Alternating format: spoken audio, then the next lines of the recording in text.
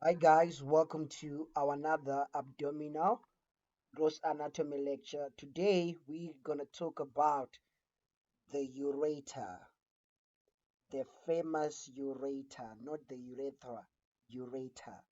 Good.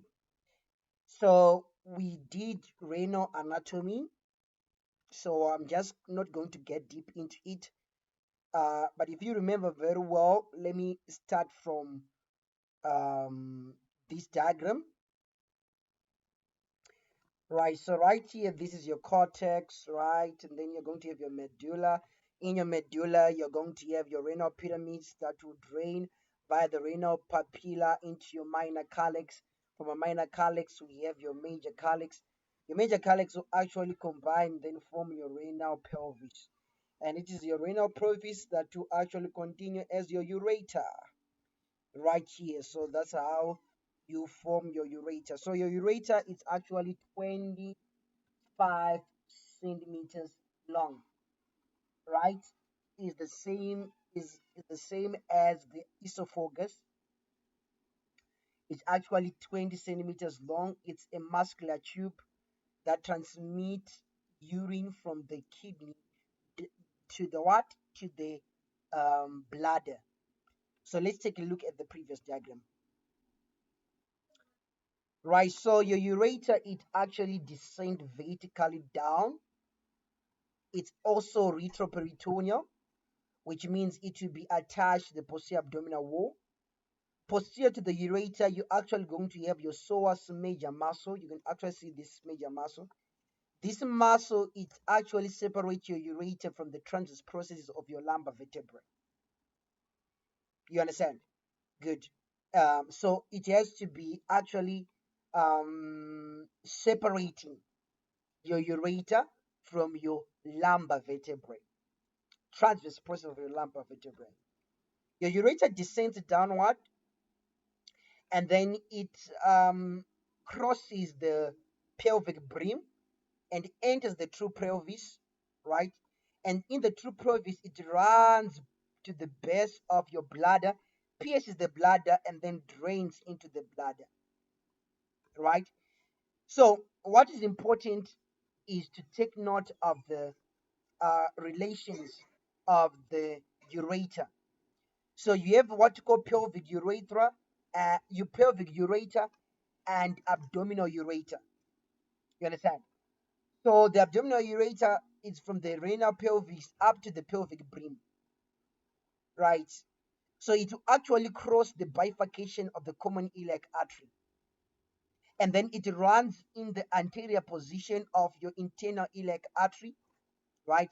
And then enters the ischial, uh, the level of the ischial spine, and then it is in this level of the ischial spine, as we're gonna see in pelvis, where it's gonna be crossed by the uterine artery in, uh, in in female, which is gonna be a very important clinical uh, site that has to be respected um, in a resectomy, which is the removal of the uterus. You really have to take note of the ureter, right?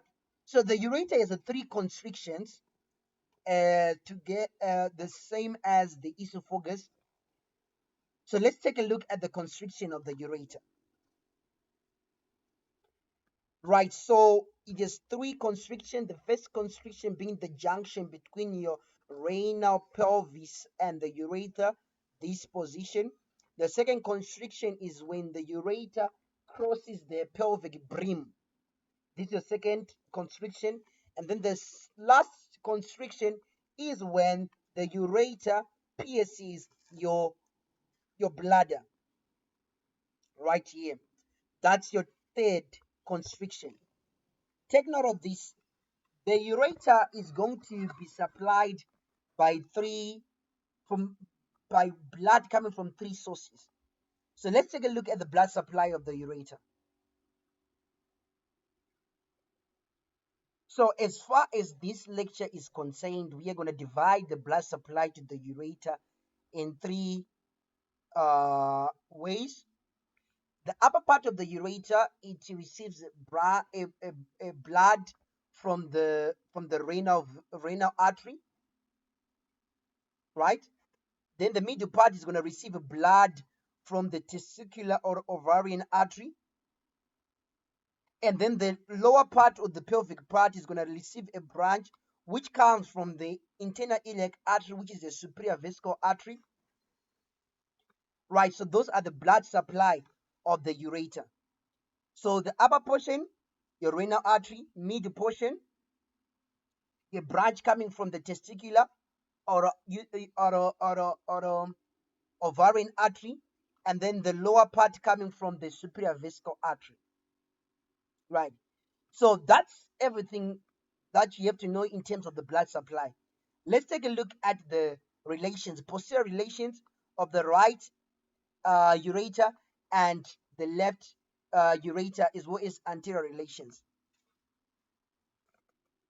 Right, so let's start with anterior relations of the right ureter. So this is your right ureter. You can actually see that is a retroperitoneal. It's a retroperitoneal because it is behind. It is only covered by peritoneum on its anterior portion, right? So first of all, anteriorly the right ureter, you're going to have the duodenum. You can actually see the duodenum here. You're going to have your transverse colon right here, and then you're going to have your right colic arteries and ileocolic arteries. They're going to be anterior, right? Good. And then you're going to have your gonadal or your testicular or ovarian artery being anterior. Those are anterior relations of the right. Then the posterior relations of the right ureter, you're going to have your psoas major muscle, right? You can actually see this chunk of muscle here. That's your psoas major muscle, which will say it will be separating your ureter from the transit process of your lumbar vertebrae.